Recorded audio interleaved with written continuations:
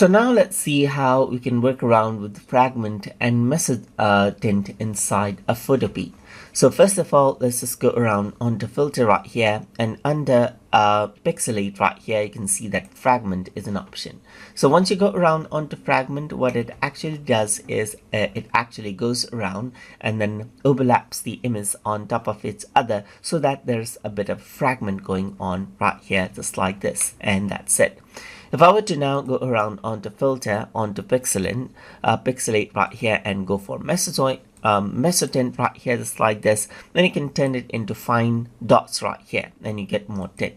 You go for medium dots or grainy dots, as you can see right here. You can go for coarse dots, as you can see. You can go for short lines type of mezzotint right here. You can go for medium lines, long lines. And you can also go for strokes, as you can see right here, but similar to lines right here, go more into strokes.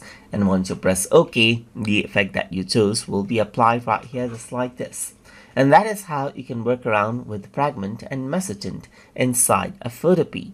So if you guys learned something, as always, please like, comment, share, and subscribe.